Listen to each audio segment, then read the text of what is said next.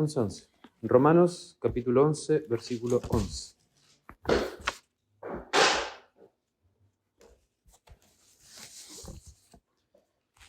Si una vez la tiene, se pone de pie para que le demos lectura. Así que Romanos capítulo 11, versículo 11, vamos a leer hasta el 24, ya todo lo que corresponde a hoy. Así que dice así en el nombre del Señor Jesucristo. Amén. Dice, digo pues, ¿han tropezado los de Israel para que cayesen? En ninguna manera. Pero por su transgresión vino la salvación a los gentiles, para provocarles a celos. Y si su transgresión es la riqueza del mundo, y su defección la riqueza de los gentiles, ¿cuánto más su plena restauración? Porque a vosotros hablo, gentiles, por cuanto yo soy apóstol a los gentiles, honro mi ministerio, por si en alguna manera pueda provocar a celos a los de mi sangre, y hacer salvos a algunos de ellos. Porque si su exclusión es la reconciliación del mundo, ¿qué será su admisión sino vida de entre los muertos? Si las primicias son santas, también lo es la masa restante, y si la raíz es santa, también lo son las ramas. Pues si alguna de las ramas fueron desgajadas, y tú, siendo olivo silvestre, has sido injertado en lugar de ellas, y has sido hecho participante de la raíz y de la rica savia del olivo, no te jactes contra las ramas. Y si te jactas, sabe que no sustentas tú a la raíz, sino la raíz a ti. Pues las ramas, dirás, fueron desgajadas para que yo fuese injertado. Bien, por su incredulidad fueron desgajadas. Pero tú, por la fe, estás en pie. No te ensoberbezcas, sino teme. Porque si Dios no perdonó las ramas naturales, a ti tampoco te perdonará. Mira pues la bondad y la severidad de Dios. La severidad ciertamente para los que cayeron, pero la bondad para contigo, si permaneces en esa bondad, pues de otra manera tú también serás cortado. Y aun ellos, si no permanecieren en incredulidad, serán injertados, pues poderoso es Dios para volverlos a injertar. Porque si tú fuiste cortado del que por naturaleza es olivo silvestre, y contra naturaleza fuiste injertado en el buen olivo, ¿cuánto más estos, que son las ramas naturales, serán injertados en su propio olivo? Padre Santo, mi Dios bendito, le ruego, mi Dios, que por favor usted maneje mis labios, Señor amado, para hablar de su palabra, Señor, y que también bendiga a cada uno de mis hermanos, Señor amado. Abra nuestro corazón, Señor, para entender su palabra, mi Dios bendito, y descubrir las profundidades que tiene ella, Señor amado, y todo lo que nos puede entregar, mi Dios bendito. Aliméntenos nuevamente en este día con su palabra, mi Dios, en el nombre de su Hijo Jesús. Amén. Entonces, estamos en el capítulo 11 de Romanos, ¿cierto? No sé si recuerdan, no les voy a hacer un resumen de todo el sermón de la semana pasada, pero solamente quiero que se queden con el recuerdo de algo que el pastor ya ha venido repitiendo anteriormente, de que hay un erudito de apellido Ironside que habla de que muestra la historia de Israel como por 3 fases, ¿cierto? El capítulo 9, el capítulo 10 y el capítulo 11. Cuando habla como, por decirlo de alguna forma, como el Israel de antes, en el capítulo 9, el Israel actual, el capítulo 10, ¿cierto? Un Israel incrédulo, un Israel que no cree en el Señor, un Israel ateo, y en el capítulo 11 en adelante muestra el futuro de Israel, ¿ya? Por eso que varias de las cosas que nosotros estamos leyendo acá, Pablo hace algunas preguntas, las cuales nosotros vamos a ir desarrollando, porque están muy abocados hacia las promesas que Dios tiene hacia Israel, ¿ya? Y también lo vamos a ir viendo con algunos versículos bíblicos para ver de qué se tratan esas promesas, por qué es que Pablo las tiene que decir acá, por qué las anuncia, por qué las compara, por qué lo dice, ¿ya? Entonces lo primero que vamos a hacer, vamos a leer el versículo 11 y 12 del mismo capítulo 11. Dice, digo pues, ¿han tropezado los de Israel para que cayesen? En ninguna manera, pero por su transgresión vino la salvación a los gentiles, para provocarles a celos. Y si su transgresión es la riqueza del mundo, y su defección la riqueza de los gentiles, ¿cuánto más su plena restauración? Aquí yo quiero que veamos algo detenidamente. Hay 3 puntos que yo quiero remarcar en lo que acabamos de leer, ¿ya? El primer punto es que la caída de Israel no es algo definitivo, ¿ya? No es algo letal, no es algo mortal. No es que Dios de alguna forma cortó todo pacto con Israel, cortó toda bondad con Israel y los dejó hasta ahí, sino que sabemos que de alguna forma es como una pausa, ¿ya? Con el Israel actual. Pero que el Señor todavía faltan algunas promesas que cumplir a Israel, ¿ya? Y el Señor no le deja ninguna de esas promesas fuera. Tampoco se olvida de ninguna de ellas. El Señor las tiene presentes. Y de hecho también muchas de esas promesas el Señor No es que haya prometido, voy a hacer esto con ustedes, y después no haya una evidencia con alguna profecía de que sí lo cumplirá. La palabra del Señor muestra ambas.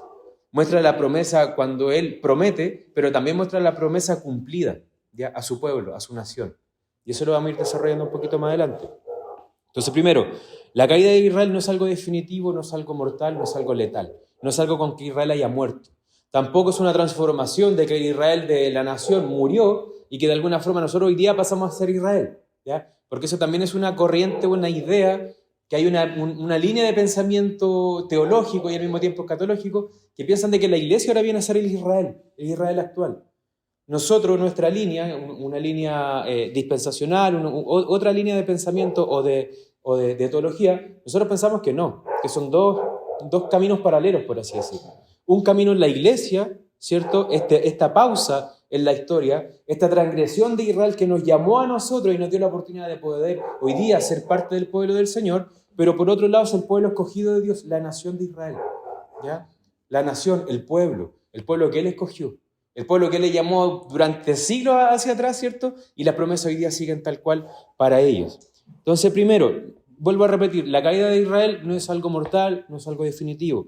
Segundo, la rebeldía de Israel se transformó en salvación para nosotros. Si Israel no hubiese pecado, si Israel no hubiese caído en este estado de incredulidad, si Israel no hubiese estado en este estado de rebeldía a nivel nacional, a nivel de un pueblo completo, nosotros no hubiésemos alcanzado salvación, ¿ya? Así de la forma en cómo se muestra en la palabra, de la forma en cómo, de alguna forma, la transgresión de ellos, ¿cierto?, se transformó en una salvación gigante para el mundo completo.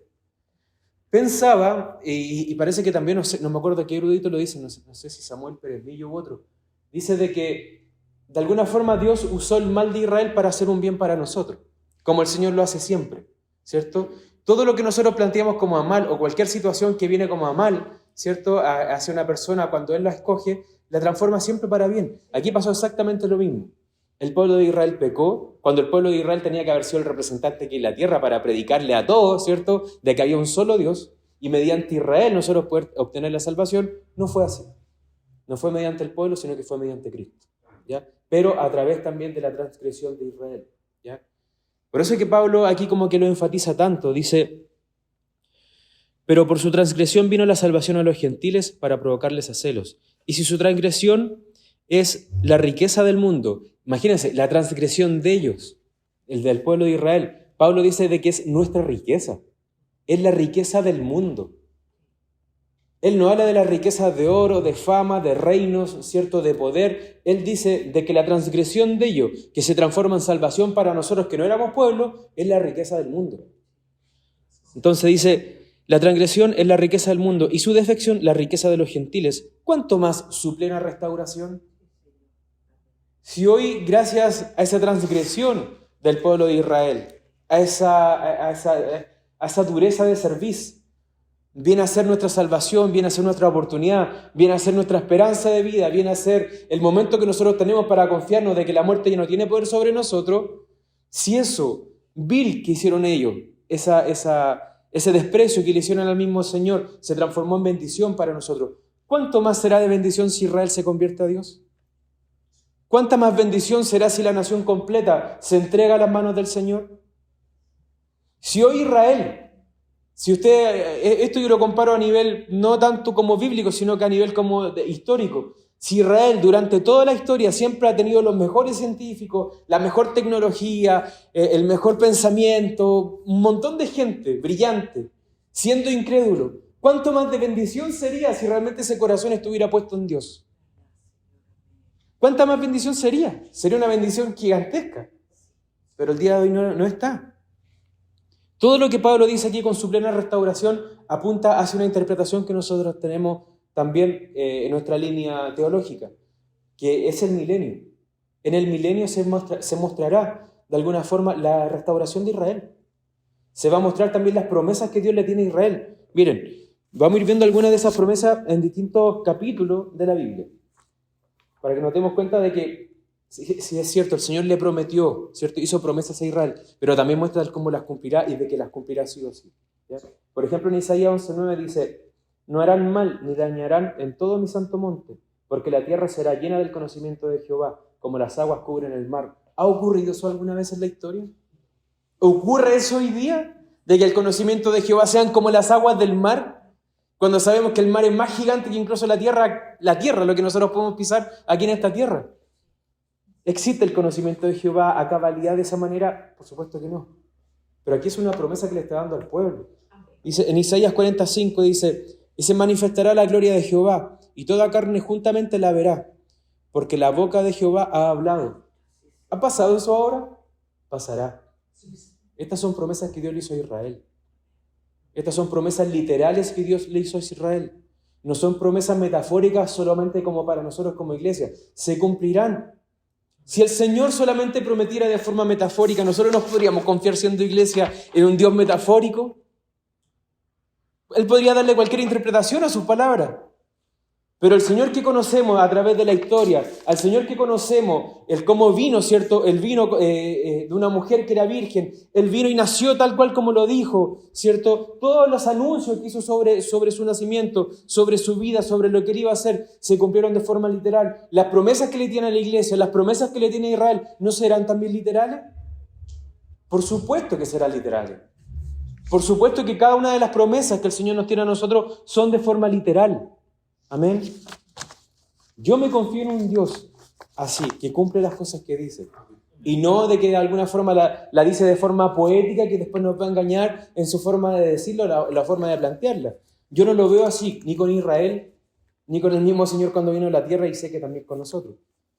Zacarías 12:10 dice, y derramaré sobre la casa de David y sobre los moradores de Jerusalén espíritu de gracia y de oración, y mirarán a mí, a quien traspasaron, y llorarán como se llora por hijo unigénito, afligiéndose por él como quien se aflige por el primogénito. O sea, el pueblo de Israel un día verá al Señor, y en ese momento será la restauración de Israel. Tendrán rey, tendrán a su Dios. Pero eso no viene gratis. Viene con un gran llanto, viene con un gran lamento, viene con una gran, no sé si llamarlo desesperación, pero se van a dar cuenta que el que siempre negaron, del que siempre hablaron mal, del que las sinagogas se llenaban para hablar mal contra el Mesías, ¿cierto? Contra Jesús, lo van a ver un día. Pero es parte de las promesas que Dios cumplirá con Israel.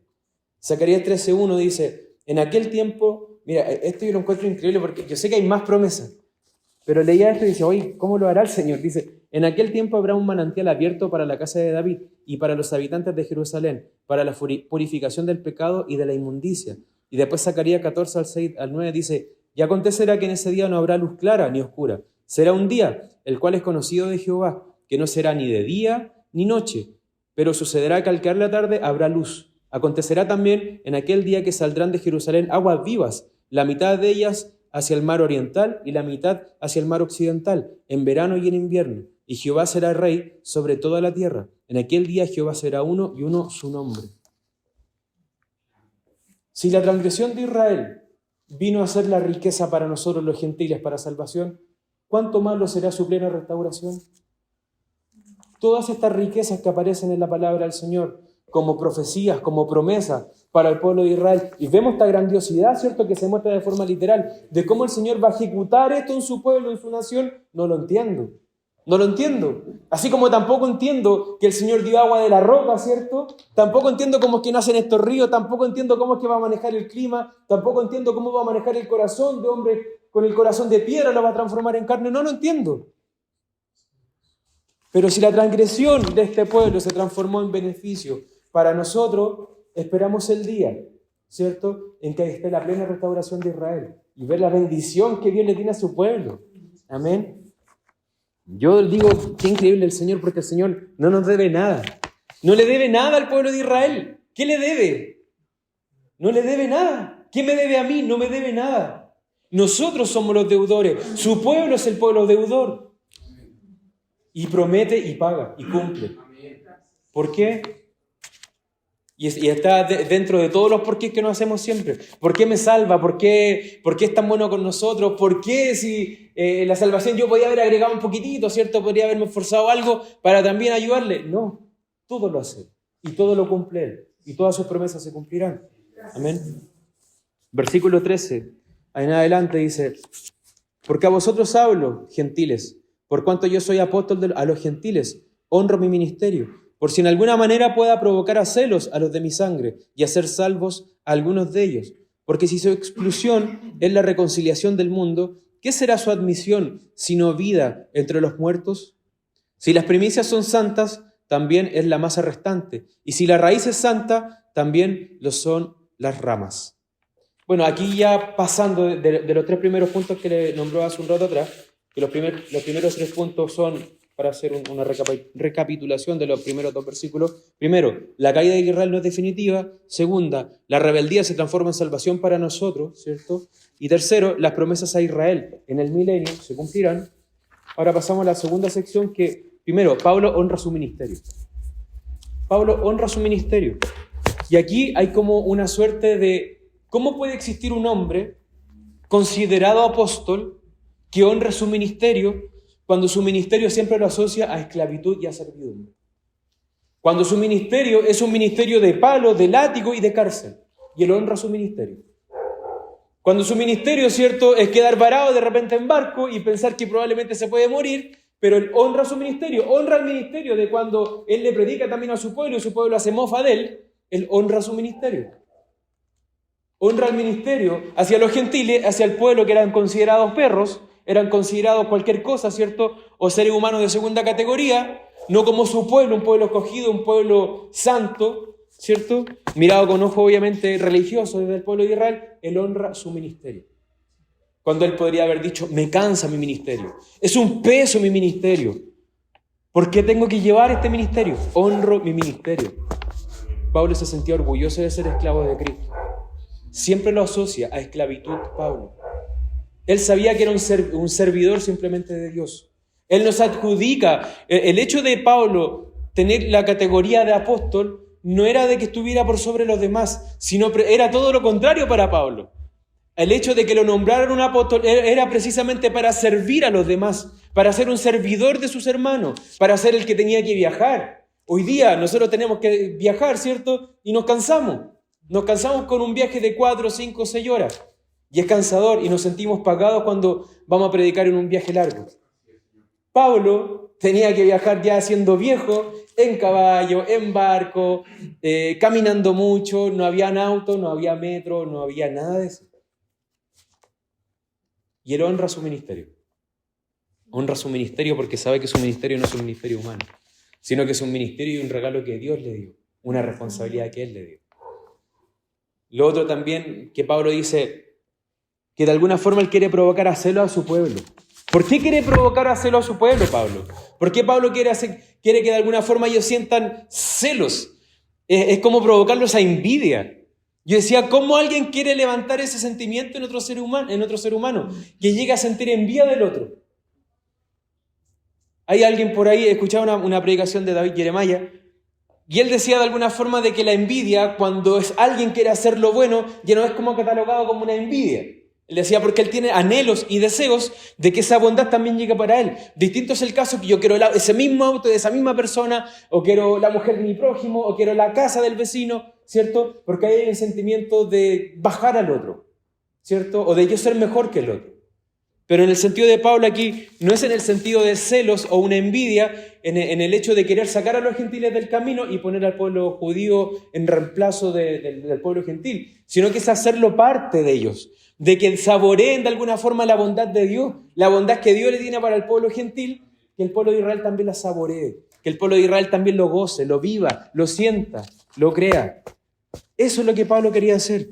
Y yo digo, si Pablo no honrara su ministerio, si Pablo no se hubiese entregado con su vida, si Pablo no hubiese entregado sus horas, sus fuerzas, su carne, su cuerpo, su pensamiento al Evangelio, ¿podría provocar a celos a alguien?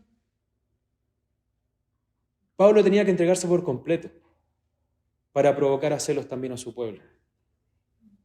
¿Por qué?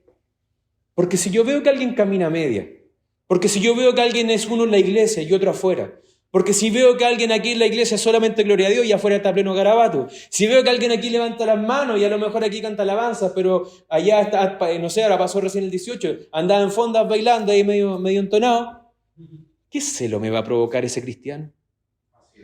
¿Qué envidia me va a provocar aquella persona que va a la iglesia, pero en su casa y en su familia y en su trabajo es otra persona? Pablo no. Pablo vivía a Cristo. Y Pablo con su vida, con su esfuerzo, con su carne, con su pensamiento, con las bendiciones que Dios le daba no solamente a él, sino que al pueblo de Dios, quería provocar a hacer a los demás por las bondades de Dios.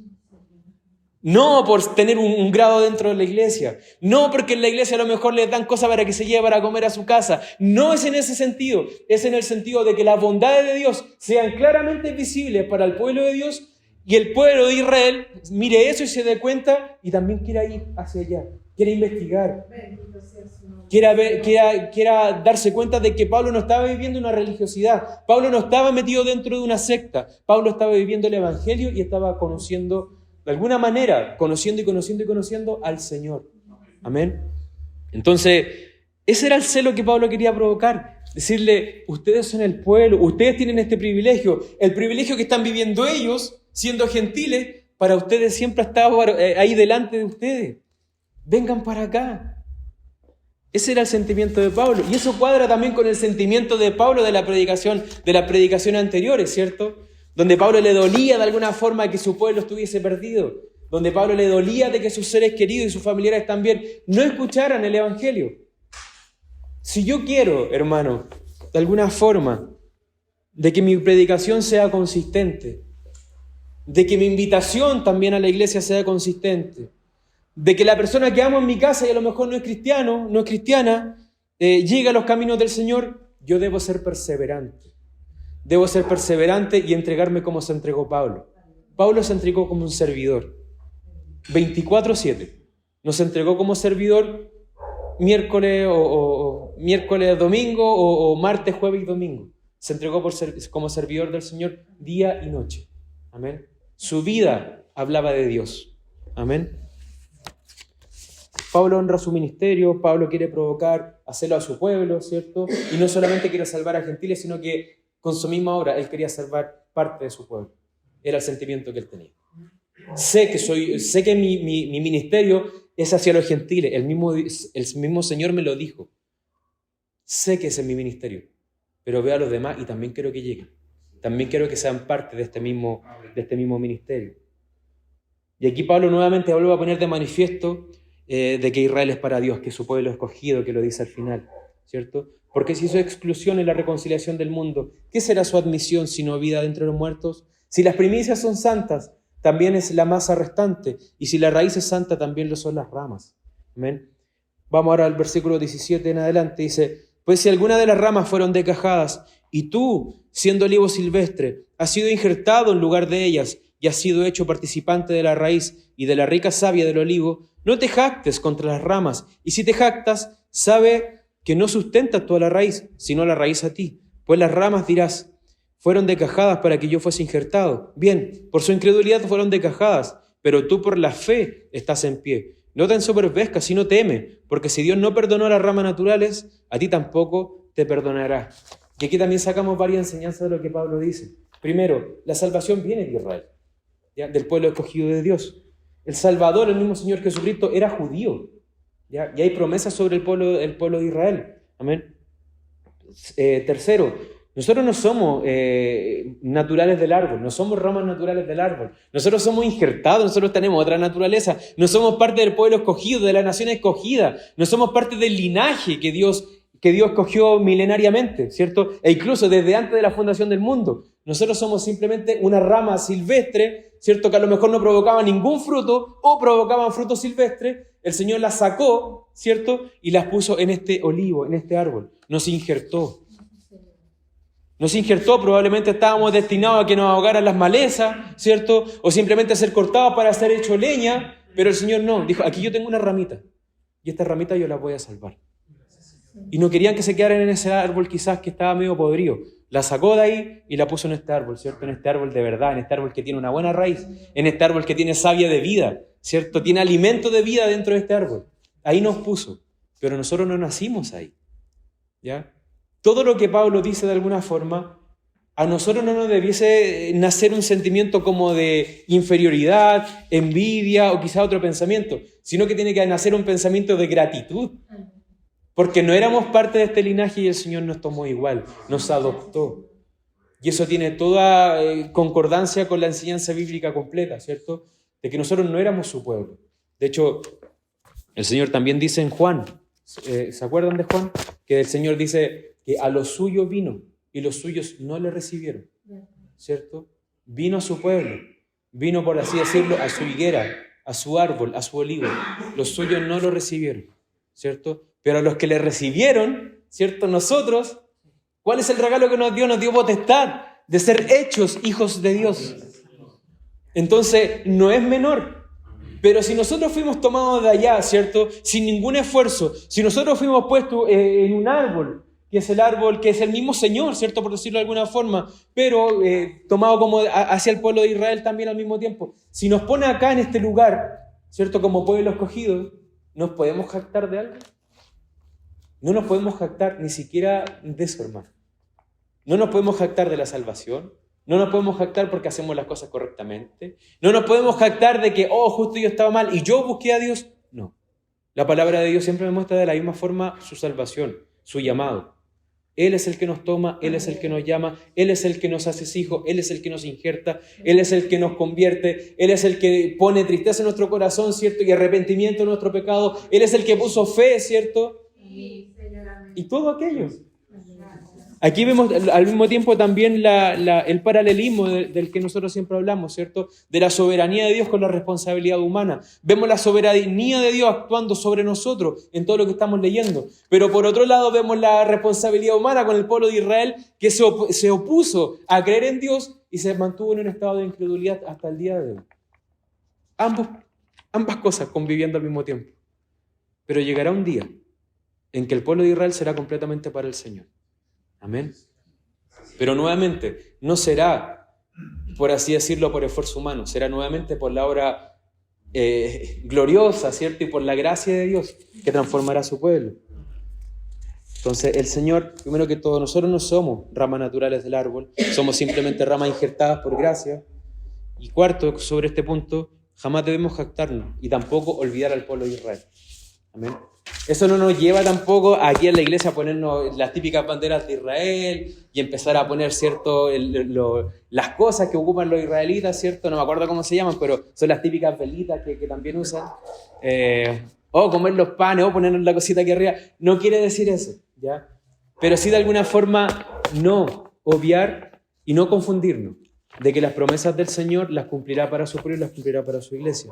Versículo 22 dice: mira pues la bondad y la severidad de Dios. La severidad ciertamente para con los que cayeron, pero la bondad para contigo, si permaneces en esa bondad, pues de otra manera tú también serás cortado. Aquí nuevamente, yo recién hablaba de un paralelismo, ¿cierto? Soberanía de Dios frente a responsabilidad humana. Y aquí Pablo lo presenta otro paralelismo al mismo tiempo. Muestra y dice, la bondad y la severidad de Dios. Entonces, ¿cómo puede el Señor actuar de la misma manera, o mejor dicho, de distinta forma al mismo tiempo? Actúa por un lado de manera muy bondadosa hacia los gentiles, hacia un pueblo no escogido, pero actúa al mismo tiempo de una manera muy severa hacia su pueblo escogido. Vemos un Dios justo, hermano. La palabra siempre nos muestra un Dios justo. Un Dios que no cambia. Un Dios que de alguna forma no tiene un doble pensamiento. No piensa de otra manera. El Señor hace las cosas de forma correcta. Entonces, nuevamente, el Señor aquí nos muestra, nos da advertencia a no jactarnos, a permanecer en la gracia. Amén. Porque nos muestra claramente, Él dice, sí, yo soy amor, ¿cierto? Como también lo dice la palabra, sí, es cierto, yo soy amor, pero soy fuego consumidor. Sí, yo soy bondadoso con ustedes, pero soy severo. Y así como soy severo con Israel, si tú te mantienes en humildad, yo seré bondadoso contigo. Pero si tú te mantienes en rebeldía, si te mantienes en incredulidad, si tú no me tomas en cuenta, yo también soy muy severo. Y eso no lo decimos nosotros por advertencia propia, sino que la palabra del Señor nos muestra el carácter de Dios. Por último, el versículo 23 y el 24 dice, y aun ellos, si no permanecieren en incredulidad, serán injertados, pues poderoso Dios para volverlos a injertar. Porque si tú fuiste cortado del que por naturaleza es olivo, silvestre, y contra naturaleza fuiste injertado en el buen olivo, ¿cuánto más estos, que son las ramas naturales, serán injertados en su propio olivo? Y aquí yo solamente quiero finalizar con que nosotros tengamos muy claro un tema en particular, de que las promesas de Dios a Israel siguen vigentes y se cumplirán, tal cual porque el Señor las prometió y el Señor las dijo. Amén. Yo siempre pienso de que cuando el Señor muestra sus promesas, y muestra, por ejemplo, las promesas que vimos también en el Antiguo Testamento sobre Israel, yo digo, y también tengo el mismo pensamiento con respecto a la salvación de Dios, ¿ya? Cuando Dios dice de alguna forma de que Él nos llama, de que Él nos salva, ¿cierto? Pero por otro lado, donde el Señor también hace la invitación abierta, ¿cierto? Él dice, el que está a la puerta, ¿cierto? Yo llamo y el que venga, ¿cierto? Yo entraré a Él y cenaré con Él y Él conmigo, ¿cierto? Él hace invitaciones. Hasta el último del Apocalipsis, Él hace invitaciones. Él dice, el que tiene sed, venga. Yo digo, sería un Dios muy sádico para decir esto, ¿cierto? El que tenga sed, venga. Pero que detrás diga, yo sé que no tienen sed. O yo no les voy a dar sed a ninguno de ustedes. Sería un Dios que haría una invitación, pero una invitación falsa. Yo no creo en ese Dios que hace una invitación falsa. Yo no creo en un Dios que le hizo 1000 promesas a Israel y prometió muchas veces también, tanto por Abraham, por Isaac y por Jacob, que hoy día no tenga en cuenta en nada Israel. Yo creo en un Dios que cumple sus promesas. Yo creo en un Dios que lo que determina lo cumple y que no vuelve atrás de los dictámenes que Él dijo. Entonces, las promesas de Israel siguen vigentes y las promesas de Israel son parte de nuestra garantía. Si Israel no cumpliera las promesas de Israel, ¿qué nos hace pensar de que Dios cumplirá las promesas hacia nosotros como iglesia? ¿Podríamos confiar? ¿Podríamos confiar en un cielo? ¿Podríamos confiar en una eternidad? ¿Podríamos confiar en una glorificación de nuestro cuerpo? ¿Podríamos confiar de que el pecado ya nunca más nos va a atacar? ¿Podríamos confiar de que el mal nunca más nos va a apartar? No, porque lo que acabamos de leer acá, miren, hagan una recapitulación. El pueblo de Israel hizo algo incorrecto y Dios usó eso incorrecto para darnos vida a nosotros. ¿Qué quiere decir eso? En segunda línea, de que de alguna forma el mal no tiene poder sobre Dios. ¿Ya? Entonces el Señor reconduce el mal hacia un bien mayor aún incluso, hacia un bien global, hacia un bien universal. El mal en el cielo no tiene cabida y el mal en el cielo tampoco nos va a llegar a tocar jamás. Amén, porque Dios es el que reconduce este mal. Amén. Segundo, hay promesas de Dios que aún están vigentes para el pueblo de Israel y las cumplirá. Y esa es parte de nuestra garantía de que un día también las cumplirá con nosotros. Amén. Entonces, hermano, de alguna forma la palabra del Señor nos muestra acá un Israel a futuro, ¿cierto? El capítulo 9 nos mostraba un Israel hacia el pasado, por así decirlo, la historia de Israel. Más adelante en el capítulo 10 nos muestra un Israel actual, un Israel incrédulo, un Israel que no quiere acercarse a Dios. Y en el capítulo 11 vemos a un Israel y sus promesas que Pablo de alguna forma las plasma a nivel de pregunta. Si el Señor hizo esto con nosotros, si el Señor hizo esto con la iglesia, si el Señor hizo esto con el mundo, ¿cuánto más no hará cuando su nación vuelva? ¿Cuánto más no hará cuando su nación sea salvada? ¿Es una pregunta para responder un no? ¿Es una pregunta retórica para decir sí, Señor, aquellas promesas se cumplirán? Esa es la respuesta. Sí, Señor, aquellas promesas se cumplirán para tu pueblo y aquellas promesas también se cumplirán para nosotros, porque en usted confiamos. Amén. Esta es la palabra del día de hoy, hermano. Espero que se haya entendido y les pido que se ponga de pie para que hagamos una oración. Padre Santo que está en los cielos, Señor, le damos gracias por sus bondades, Señor. Gracias por su palabra, Señor Jesucristo. Gracias, Señor, porque incluso en el Nuevo Testamento, Señor amado, donde a lo mejor podríamos darle toda la relevancia, Señor amado, a la iglesia y hablar de la iglesia y olvidar a Israel, Señor, usted inspiró al apóstol, Señor amado, al apóstol para tener estos escritos, Señor, y poner de manifiesto de que usted no olvida a su pueblo, Señor. Aunque su pueblo se olvide de usted, Señor, aunque su pueblo hoy, mi Dios bendito, viva en una incredulidad profunda, Señor, aunque su pueblo hasta el día de hoy no se humilla delante suyo, Señor, sus promesas, Señor amado, siguen dando vueltas más de 2000 años, Señor, y quizás cuánto tiempo más adelante van a seguir dando vueltas, Señor, y van a seguir ahí en el inconsciente colectivo, Señor, de la iglesia, Señor, para cumplirlas, Señor, porque usted es fiel, Señor. Nosotros somos infieles, Señor, su pueblo hoy es infiel, pero usted cumplirá sus promesas, Señor. Las promesas cumplidas a Israel, Señor, son nuestra garantía, Señor, de que también las cumplirá nosotros, Señor. Aparte de darnos el Espíritu Santo y sentir aquella garantía también en nuestro corazón de nuestra salvación, creemos y sabemos que usted cumplirá las promesas hacia nosotros y hacia su pueblo, Señor. Gracias, mi Dios, por su palabra. Bendecimos su nombre y le agradecemos todo lo que nos da, mi Dios. En el nombre de su Hijo Jesús. Amén. Amén. Gracias.